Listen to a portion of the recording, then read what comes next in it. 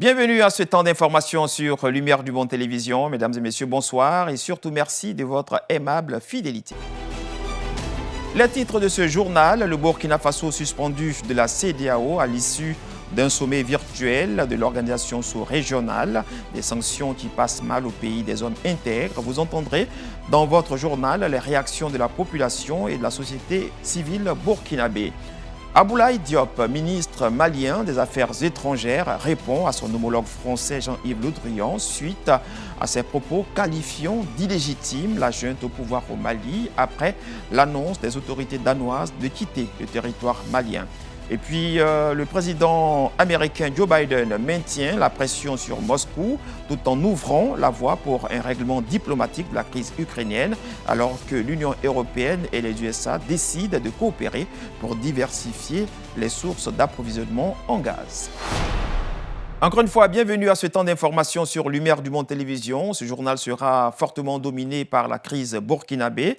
Et justement, le Burkina Faso, théâtre d'un coup d'État militaire le lundi dernier, a été suspendu par la communauté des États de l'Afrique de l'Ouest, la CEDEAO, à l'issue d'un sommet virtuel de l'organisation sous-régionale. Les chefs d'État se retrouveront le 3 février prochain à Accra, la capitale ghanéenne, pour évaluer à nouveau la situation dans le pays. Le Burkina Faso suspendu de la communauté des États d'Afrique de l'Ouest, la décision de l'organisation est tombée vendredi. Conséquence de la prise du pouvoir à Ouagadougou par les militaires, face à la recrudescence des coups d'État, l'organisation tire la sonnette d'alarme. La détérioration de la situation politique dans notre région devrait être un sujet de grande préoccupation pour nous tous. Aucun pays n'est à l'abri dans la communauté et nous devrons prendre des mesures pour l'étouffer dans l'œuf. Problème, les sanctions de la CEDEAO passent mal au sein des populations favorables au coup d'État. La CEDEAO ne nous arrange même pas. S'ils voulaient ça, ils n'ont qu'à venir nous aider avant qu'on ne fasse pas le coup d'État. Ils ont laissé nous faire et puis le venir, nous n'est pas d'accord sur ça. Nous ne le veulent même pas. Nous laisser, même s'ils veulent nous condamner, nous n'est d'accord. La décision de la CEDEAO, on ne veut même pas. Il ne faut même pas qu'ils osent. Ils n'ont qu'à aller. On ne veut même pas qu'ils viennent ici même. S'ils viennent ici, ils verront ce qu'ils vont faire. On va les jeter même des pierres. Un avertissement alors qu'une délégation ouest-africaine est attendue dans la capitale burkinabé dans les prochains jours. Burkina Faso toujours, le président de la commission de la CEDEAO, Jean-Claude Brou, a été interrogé par France 24 sur l'issue de la réunion de la CEDEAO relativement à la situation burkinabé. Les clauses de la rencontre des chefs d'État suspendent le Burkina Faso sans le sanctionner tout en demandant la libération de Roch Marc Christian Kaboré. On écoute les explications de Jean-Claude Brou, il est le président de la commission de la CEDEAO. Oui, merci beaucoup. Merci pour cette invitation. Alors effectivement, c'est le sommet extraordinaire des chefs d'État de la CEDEAO qui s'est tenu aujourd'hui en visioconférence, a pris des décisions importantes. La première, donc, c'est de condamner ce coup d'État parce qu'il est contraire aux dispositions de notre protocole sur la démocratie et la bonne gouvernance. Donc, en plus de la condamnation, il a été décidé par les chefs d'État de suspendre le Burkina Faso donc, des instances donc, de la CEDEAO. Alors, c'est une, évidemment, sanction minimale, donc, parce que le coup d'État est apparu il y a seulement 5 jours, il n'y a pas vraiment encore eu de contact. Il a été demandé également de libérer immédiatement et sans condition le président Roch Marc Christian Kaboré et tous les ministres qui ont été arrêtés éventuellement. Et puis, pour avoir plus d'informations, plus d'éléments, les chefs d'État ont décidé d'envoyer immédiatement 2 missions. La première, c'est une délégation du comité des chefs d'état-major de la CEDEAO qui sera à Ouagadougou dès demain samedi, et donc qui va rencontrer les nouvelles autorités militaires à Ouagadougou pour faire un peu le point et évaluer la situation sécuritaire en particulier. Nous le disions, les sanctions de la CEDEAO contre le Burkina Faso sont très mal admises au pays des hommes intègres. À Ouagadougou, la société civile donne de la voix exprimant une certaine défiance à l'égard de la CEDEAO. Image. La communauté économique des États d'Afrique de l'Ouest suspend le Burkina Faso, une décision prise ce vendredi lors d'un sommet en visioconférence. La CEDEAO a par ailleurs exigé la libération de Roch Marc Christian Kaboré, le président renversé par les putschistes. Pour le moment, pas d'autres sanctions, mais l'organe ouest-africain fera un point sur la situation dans une semaine. À Ouagadougou, plusieurs organisations de la société civile ont réaffirmé ce vendredi leur soutien à la junte, exprimant une certaine défiance à l'égard de la CEDEAO. Nous osons donc dire à la CEDEAO de faire beaucoup attention à ces sanctions contre le peuple burkinabé, contre cette transition. Parce que nous n'allons pas nous laisser faire. Nous n'allons pas, une fois de plus, laisser le Burkina Faso en proie à des puissances impérialistes. Nous sommes clairs là-dessus. Cette réaffirmation de la souveraineté nationale, elle était aussi le fil directeur de l'allocution télévisée du lieutenant-colonel Damiba. Le nouvel homme fort du pays s'exprimait pour la première fois depuis sa prise du pouvoir. Il s'est voulu conciliant vis-à-vis des partenaires du pays. Les événements dans notre pays. En ces moments particulièrement difficiles pour notre pays, le Burkina Faso a plus que jamais besoin de ses partenaires. C'est pourquoi j'appelle la communauté internationale à accompagner notre pays afin qu'il puisse sortir le plus rapidement possible de cette crise pour reprendre sa marche vers le développement. La question, c'est de savoir quel type de relation le Burkina Faso va entretenir avec son partenaire traditionnel, la France, notamment dans le domaine militaire. Certaines voix plaident pour que les autorités burkinabées s'inspirent du modèle malien. La junte au pouvoir à Bamako a récemment demandé la révision de l'accord de défense qui lie le Mali à la France. À Ouagadougou, la capitale burkinabé, les populations réagissent après le premier discours du lieutenant-colonel Paul-Henri Sandaogo Damiba, président du mouvement patriotique pour la sauvegarde et la résistance. Discours qui a mis en avant l'engagement des nouvelles autorités du pays à lutter contre le djihadisme. Les habitants de Ouagadougou, la capitale du Burkina Faso, ont réagi au discours prononcé par le président du mouvement patriotique pour la sauvegarde et la restauration, le lieutenant-colonel Paul-Henri Sandaogo Damiba. Plusieurs ont salué la promesse des nouvelles autorités de lutter contre le terrorisme. Si la sécurité revient seulement, c'est à nous les Burkinabés de voir si nous allons faire un calendrier électoral ou pas. C'est-à-dire les élections, qu'ils soient genre pour cette année ou pour l'année prochaine, ce n'est pas un problème. Tant que le président fait un bon travail seulement, on peut laisser ça. J'ai aimé son discours sur la lutte contre le terrorisme. Nous espérons qu'il réussira à vaincre le terrorisme et que tout le monde pourra retourner dans son village. Car lorsque nous voyons des veuves et des orphelins mendier dans les rues, c'est trop triste. Vendredi, la CEDEAO a décidé de suspendre le Burkina Faso à la suite du coup d'État de cette semaine, ce qui en fait la troisième nation du bloc régional à être sanctionnée pour une prise de pouvoir militaire en seulement 18 mois après le Mali et la Guinée. Lors d'une interview accordée à France 24, interview que vous avez vue tout à l'heure dans votre journal, le président de la commission de la CEDEAO, Jean-Claude Brou, s'est aussi attelé, en dehors du cas burkinabé, à donner les raisons des sanctions prises contre le Mali. On l'écoute. Dans le cas du Mali, puisque c'est de ça que vous parlez, il n'y avait pas de sanctions lorsque nous nous sommes mis d'accord avec le Mali sur le programme de la transition. Donc du 15 septembre 2020, lorsqu'on a eu cet accord à Accra, jusqu'au 24 mai 2021, lors du deuxième push, il n'y avait pas de sanctions. Nous avons soutenu, accompagné le Mali dans le programme de transition, demandé à tous les partenaires de le faire. Mais c'est lorsqu'après le deuxième coup d'État du 24 mai 2021 que le pays a pratiquement changé de dynamique et d'objectif en indiquant clairement que le programme des élections prévu pour le 27 février 2022 n'était pas possible, il n'allait pas être atteint, qu'on a d'abord averti, on a échangé, on a envoyé des missions, discuté, attiré l'attention sur les risques. En novembre, lors du sommet extraordinaire, il a été encore indiqué, attention, s'il n'y a pas de progrès dans la mise en œuvre du programme de la transition pour les élections, il va y avoir des sanctions. Donc on avait déjà informé que le risque était là. Début décembre, c'est-à-dire le 12 plus précisément, Encore une fois, on a demandé de faire des progrès rapidement parce qu'il y avait trop de dérapages par rapport au calendrier et averti que si au 31 décembre il n'y avait pas de décision, on allait prendre des sanctions. Donc ce n'est pas quelque chose qui a été... ça n'a pas été une surprise. C'est pour ça que les sanctions, c'est vraiment de la responsabilité du gouvernement de la transition. Et nous parlons toujours du Mali. Suite à la décision du Danemark de quitter le pays, le ministre français des Affaires étrangères, Jean-Yves Le Drian, a dénoncé, parlant des autorités maliennes, et je cite, « des mesures irresponsables prises par une junte illégitime ». Interrogé sur cette sortie du diplomate français, voici ce que répond Abdoulaye Diop, c'est le ministre malien des Affaires étrangères. On l'écoute. Ma réaction, c'est d'abord, c'est surprenant de la part d'un diplomate de la trempe de M. Le Drian qui parle au nom d'un grand pays, la France.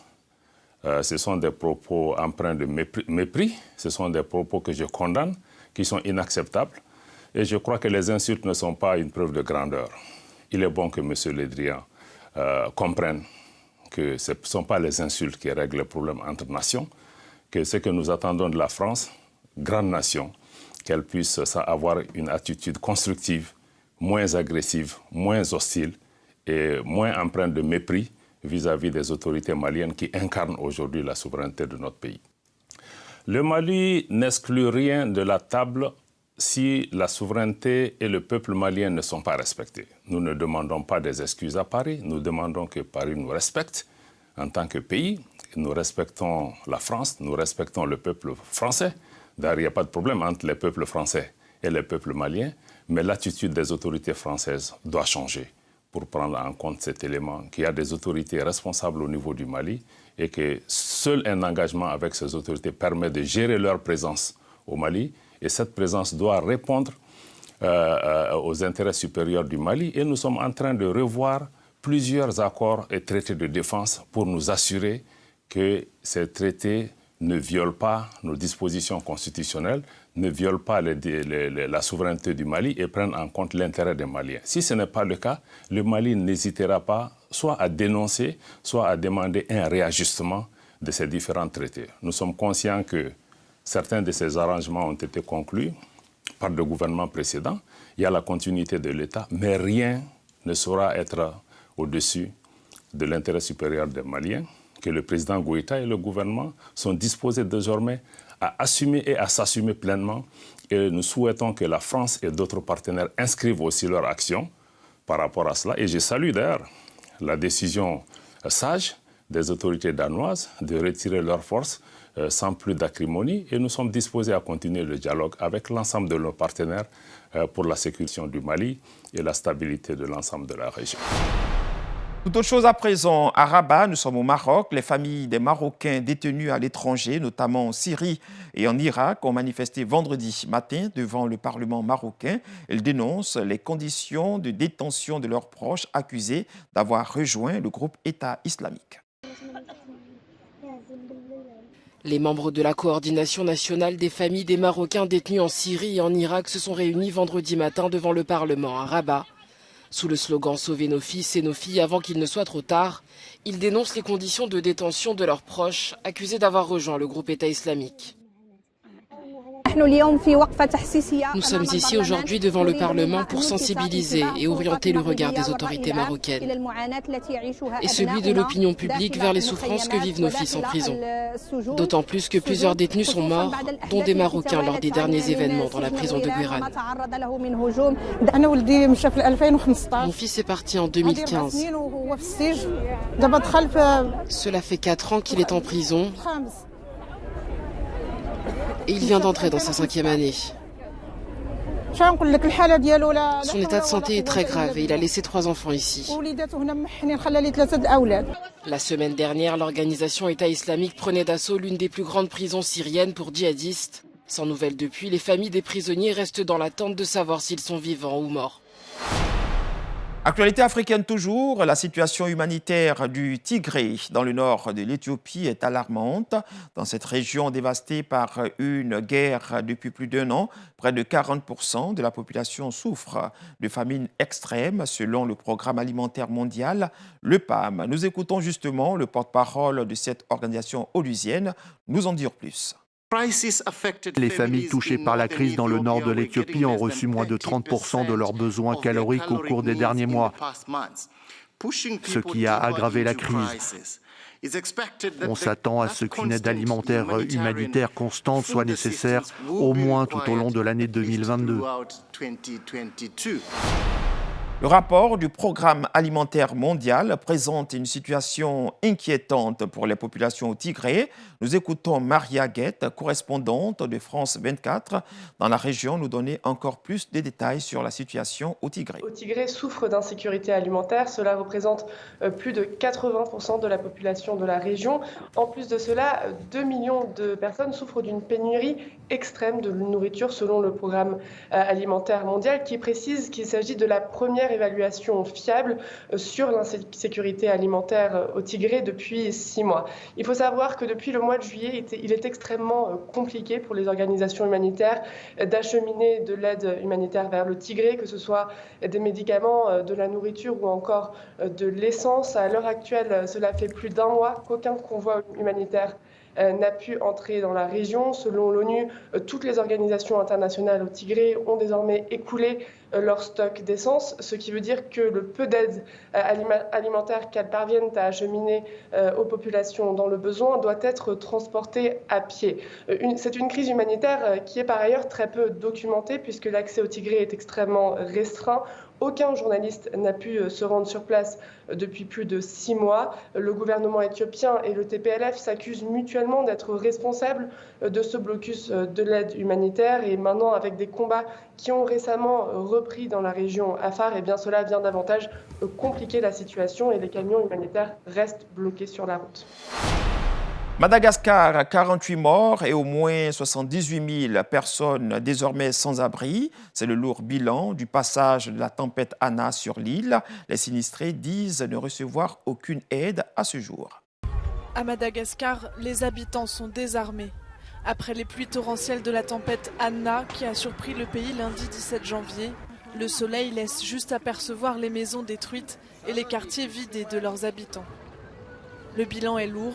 48 personnes ont trouvé la mort et au moins 72 000 ont perdu leur maison. Depuis que les eaux ont commencé à se retirer, quelques milliers de personnes sont rentrées chez elles pour reconstruire à partir des débris.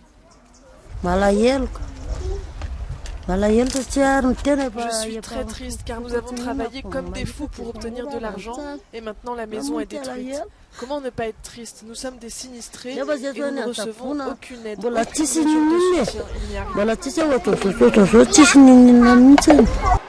Les abris de fortune se multiplient. Dans 38 localités de l'île, les écoles se sont transformées en centres d'hébergement. Ici, au stade Barea de Tananarive, 20 000 sinistrés ont été accueillis. Depuis 3 jours, le temps s'est amélioré, il y a du soleil. L'eau a baissé dans plusieurs zones. C'est pourquoi nous avons décidé de ramener les sinistrés au stade. Nous avons parlé avec eux et ils ont accepté de partir. Alors que plusieurs pays d'Afrique australe sont déjà sous les eaux, une nouvelle menace s'est formée au-dessus de l'océan Indien. La tempête tropicale Batsirai devrait atteindre l'île Maurice mercredi. Hors du continent africain à présent, le président américain Joe Biden maintient la pression sur Moscou tout en ouvrant la voie pour un règlement diplomatique de la crise ukrainienne. Cette crise qui oppose le Kremlin aux Occidentaux. Selon les renseignements américains, Moscou projetterait une invasion de l'Ukraine dans le mois de février. Je vais envoyer des troupes américaines en Europe de l'Est et dans les pays de l'OTAN prochainement. Pas beaucoup, a-t-il annoncé. Son secrétaire à la Défense, Lloyd Austin, rejette la responsabilité de ces tensions sur la Russie et précisément sur le président Vladimir Poutine. Il dénonce les 100 000 hommes déployés par Moscou aux frontières ukrainiennes. Monsieur Poutine peut lui aussi faire ce qu'il faut. Il n'y a aucune raison que cette situation dégénère en conflit. Il peut choisir de désamorcer la situation. Il peut ordonner le retrait de ses troupes. Il peut choisir le dialogue et la diplomatie, Quelle que soit sa décision, les États-Unis se tiendront aux côtés de leurs alliés et partenaires. Vladimir Poutine s'est entretenu vendredi avec Emmanuel Macron. Les deux dirigeants ont souligné la nécessité d'une désescalade.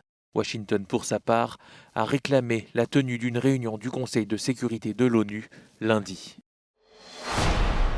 Alors que la situation en Ukraine semble se trouver dans une impasse, les États-Unis et l'Union européenne décident de coopérer pour diversifier les sources d'approvisionnement en gaz afin d'éviter la pénurie si Moscou et Kiev venaient à perturber les approvisionnements russes. Le département d'État américain a indiqué que le gazoduc Nord Stream 2 entre l'Allemagne et la Russie ne serait pas activé si la Russie envahissait l'Ukraine, notant que l'Union européenne dépend de la Russie pour près d'un tiers de ses approvisionnements en gaz. Mais en cas de rupture d'approvisionnement, cela pourrait accroître une crise énergétique déjà existante en Europe.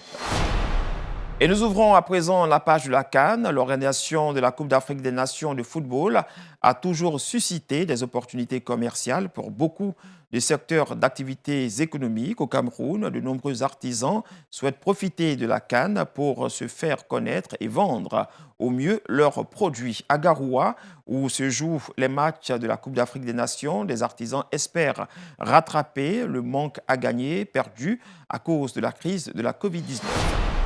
Religion à présent, les archéologues israéliens auraient découvert un anneau en or représentant Jésus-Christ en tant que berger. Cette bague aurait 1700 ans et aurait été fabriquée par des chrétiens des premiers siècles. La découverte de cet anneau a été faite par des archéologues de l'unité marine d'Israël fin décembre 2021.